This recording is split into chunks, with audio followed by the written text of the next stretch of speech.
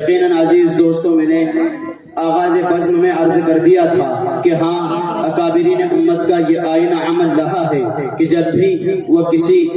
Programme کا انعقاد کرتے ہیں اور ان پروگراموں کا مقصد اللہ اور اس کے رسول کی باتیں کرنا مقصد ہوتا ہے۔ عزیزان محترم، اکابرین امت کا یہ آئینہ عمل رہا ہے کہ جب بھی وہ کسی ایسے پروگرام کا آغاز کرتے ہیں تو سب سے پہلے خدا وحدہ لا شریک لہ کی تعریف و توصیف کرتے ہیں، یعنی تلاوت کلام اللہ گنگناتے ہیں۔ اس کے بعد اگر کوئی ذات قابل تعریف لائق مدح و نعت ہے تو وہ ہم سب کے آقا پیارے مدنی محمد مصطفیٰ صلی اللہ علیہ وسلم کی ذات گرامی ہے۔ تو لیجئے سماعت فرمائیے سدرہ کی بلندیوں کو درج راہ بنانے والے، جہاں جبرائیل کے پر چل رہے ہوں، اس منزل سے بہت دور آگے جانے والے محبوب رب المشارق والمغارب سرور کونین فخر دو عالم صلی اللہ علیہ وسلم کی شان میں نذرانہ عقیدت محبت پیش کرنے کے لیے میں جس شخصیت کو آواز سخن دے رہا ہوں، جس بچے کو آواز سخن دے رہا ہوں، ہاں یہ وہی بچہ ہے جس کے بارے میں نے کہا تھا کہ بجنور کی سرزمین سے ہم سب کے مابین جو بچہ پہنچنے والا ہے، جس کو دنیا شاعر صاحب کے نام سے جانتی ہے، یوٹیوب کی دنیا میں بھی جس بچے نے اپنے شعر سے اپنے اشعار سے ڈنکا بجایا ہوا ہے، جس کو دنیا حمزہ ایاز بجنوری کے نام سے جانتی ہے، ہاں یہ وہی بچہ ہے کہ جس کو دیکھ کر کے میں نے بتایا تھا آپ کی آنکھیں حیران رہ جائیں گی، آپ کی آنکھیں شستر رہ جائیں گی۔ ہاں میں اسی بچے کو آواز سخن دے رہا ہوں جس کے بارے میں کہ جو اس شعر کی ترجمانی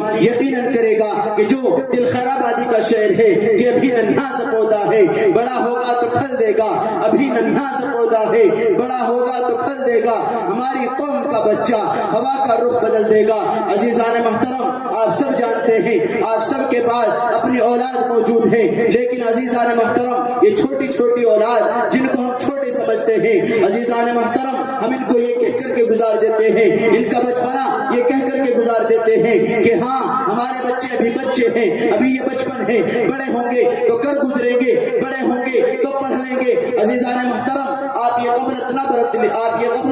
برتیے بلکہ اپنی اولاد کو سمجھیے، یہ وہ سرمایہ ہے، یہ وہ سرمایہ ہے جو آپ کی اگلی نسل کو سنوارنے والا ہے، جو آپ کے اپنے مستقبل کو روشن کرنے والا ہے۔ عزیزان محترم، آپ کے یہ چھوٹے چھوٹے سے بچے جن کو آپ اپنی امانت سمجھتے ہیں، جن کو آپ اپنا سمجھتے ہیں، جو آپ کے لفظ جگر ہیں، اگر آپ نے ان کی قربانیاں نہ دی، ان کو اپنی آغوش سے جدا نہ کیا اور ان کو اپنی آغوش سے جدا کرتے ہوئے ان کو مدرسے کے حوالے نہ کیا، ان کو کسی عالم کے حوالے نہ کیا، تو عزیزان محترم یاد رکھیے یہ آپ کے بچے وہی بچے ہیں جو آگے چل کر کے کچھ نہیں کر سکتے، جو آگے چل کر کے نہیں بتا سکتے کہ آگے کا راستہ وہ سیدھا راستہ کیا ہے، غلط راستہ کیا ہے۔ ہاں حلال اور حرام کو اگر پہچانیں گے عزیزان محترم، انہیں علماء کا ساتھ دینا ہوگا، انہیں مکاتب کا ساتھ دینا ہوگا، انہیں مدارس کا ساتھ دینا ہوگا، انہیں علماء کے شانہ بشانہ رکھ کر کے چلنا ہوگا۔ عزیزان محترم، ان بچوں کو آپ ایسے نہ گوا دیجئے،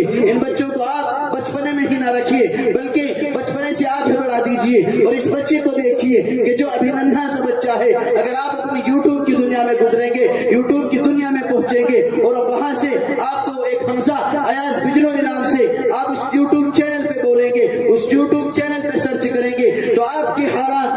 آنکھیں حیران رہ جائیں گی، آپ کی آنکھیں شزدر رہ جائیں گی۔ اس بچے کو دیکھ کر کے آپ یقیناً رشک محسوس کریں گے، اشک بہائیں گے کہ ہاں ہمارا بھی تو بچہ ایسا ہی ہے جیسا یہ بچہ ہے۔ بجنور کا نام روشن نہیں بلکہ ضلع ہریدوار کا نام روشن نہیں، اس ہندوستان کا نام روشن نہیں بلکہ ہندوستان بیرون ملک کا بھی نام یہ بچہ روشن کر رہا ہے۔ عزیزان محترم، آپ سب کے بچے کیا نہیں کر سکتے، سب کچھ کر سکتے ہیں، سب کچھ کر سکتے ہیں۔ فرماتے ہیں من جد وجدہ، جس نے کوشش کی اس نے پایا۔ عزیزان محترم، اب بلا کسی تمہید و تاخیر کے اسی بچے کو آپ کے حوالے کر رہا ہوں اور آواز سخن دے رہا ہوں اس شعر کے ساتھ کہ لبوں کو کھول دو گلوں کی شگفتگی کے لیے، لبوں کو کھول دو گلوں کی شگفتگی کے لیے، ترس رہا ہے زمانہ بس ایک ہنسی کے لیے۔ جناب حمزہ ایاز مائک پر۔